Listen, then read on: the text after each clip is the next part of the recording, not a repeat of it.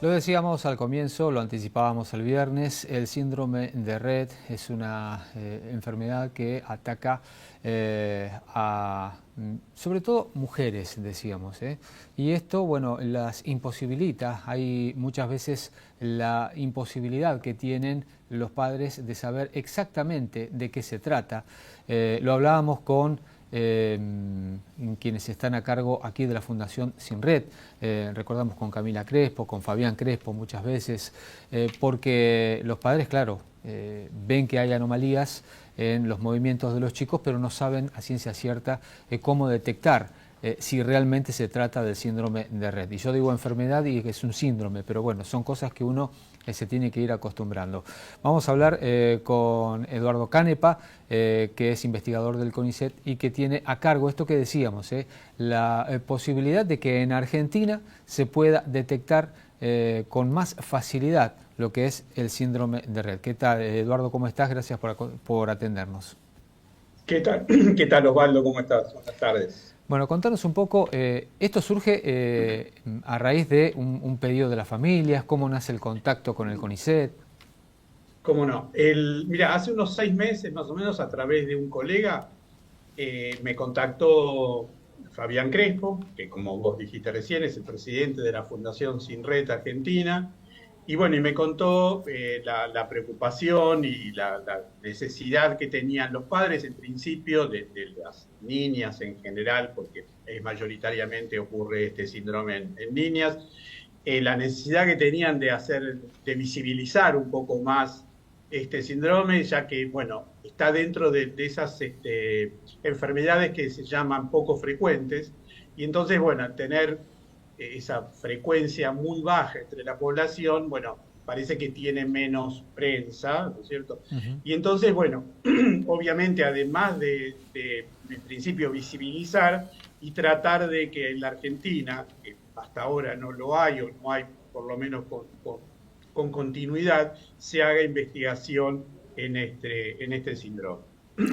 Y Eh, así fue como, bueno, con el entusiasmo de Fabián y el empuje que tiene, nos motivó para empezar. Nosotros no estudiamos más bien mecanismos epigenéticos, la parte básica, pero de la enfermedad, del síndrome sabíamos poco, y entonces, bueno, nos pusimos en marcha y le presentamos un proyecto eh, como para tratar de mejorar o de anticipar el diagnóstico en los niños y en las niñas principalmente de este síndrome.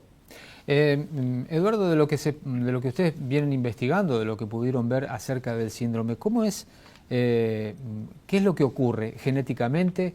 Que de repente, bueno, algunas niñas lo manifiestan desde muy temprano, pero otras tienen alguna incorporación de conocimientos y después se detiene. ¿Qué es lo que ocurre Uh -huh. genéticamente?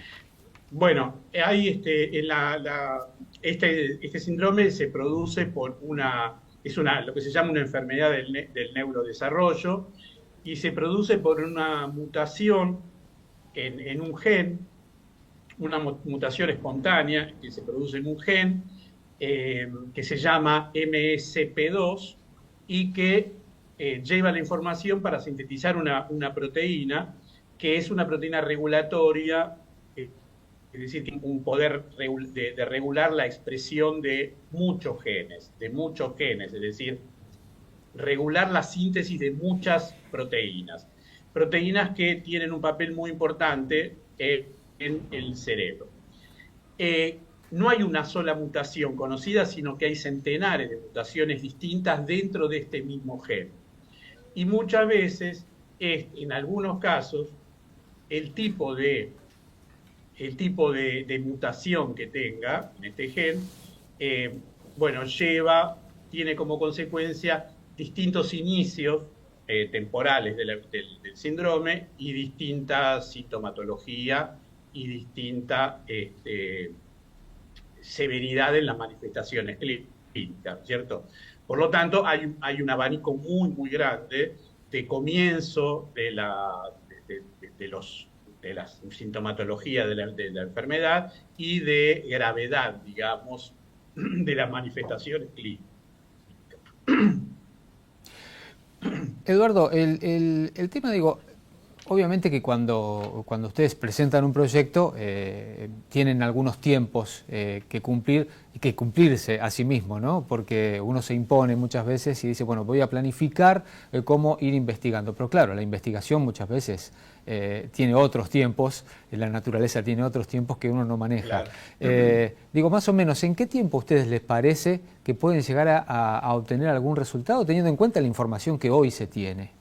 Claro. Bueno, un resultado que por ahí puede tener visos de una aplicación en cuanto a diagnóstico, porque, perdón que me agrego una cosa, el proyecto está orientado a encontrar una o varias moléculas que puedan diagnosticar la enfermedad muy tempranamente, es decir, que se pueda analizar en la sangre de los niños y niñas una molécula que diagnostique, digamos, la enfermedad, y no solo eso, sino que pronostique, ¿sí?, la severidad de las manifestaciones clínicas que puede tener. Esto es importante, el diagnóstico temprano y prever las consecuencias, es importante porque permite una intervención temprana, ¿cierto? Es decir, permite trabajar con neurólogos, trabajar con psicomotricistas, trabajar con fonoaudiólogos, etcétera, para mejorar, o por lo menos para paliar, para atenuar las consecuencias de la enfermedad. Entonces, para ese objetivo, nosotros nos propusimos un tiempo de 1 año y creo que, porque, bueno, primero hay que hacer, como vos bien contás, hay que hacer toda una puesta a punto de las técnicas, bueno, y tratar entre muchos posibles blancos para obtener este diagnóstico, bueno, encontrar alguno que permita, ya te digo, diagnosticar y pronosticar la severidad de la manifestación clínica. Y otra cosa que se Sí, necesita, obviamente, plata, ¿no es cierto? Pero claro. bueno, así que a tu pregunta concreta es 1 año más o menos que nos propusimos para tener resultados concretos.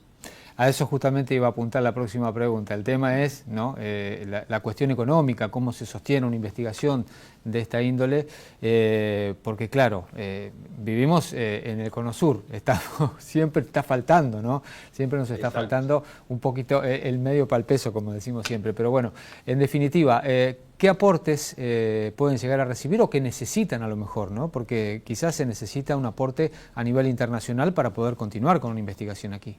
Claro, claro. La idea es, en principio, como ahora estamos recién empezamos, estamos en la puesta a punto, digamos, del proyecto, bueno, por ahora con los recursos que tenemos nos mantenemos, pero próximamente la idea es, en principio, presentarnos a lo que se llama subsidios, digamos, financiamiento de organismos nacionales, como el CONICET y la Agencia Nacional de Promoción de Ciencia y Técnica, que depende del Ministerio de Ciencia, y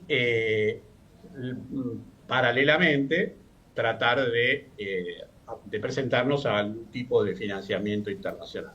Esto es muy, muy necesario porque prácticamente todos, yo te diría el 99% de los insumos que nosotros utilizamos para la investigación son insumos importados. Y bueno, si bien nosotros lo podemos comprar a dólar, digamos, normal, Ujú. legal, digamos, bueno, de todos modos va aumentando y bueno, son muy caros.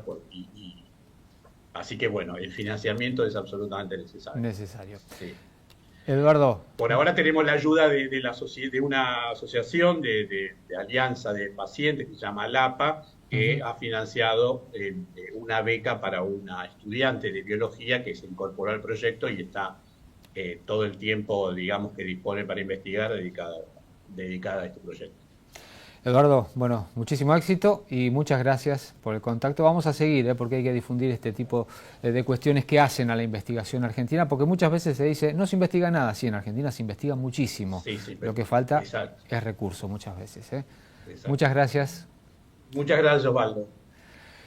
Estamos hablando con Eduardo Canepa, del CONICET, a propósito de la investigación que se está realizando por el síndrome de Rett, que muchas veces decíamos es una enfermedad poco frecuente que ataca mayormente a niñas y que es una cuestión genética que hay que investigar de dónde viene para tener un diagnóstico temprano.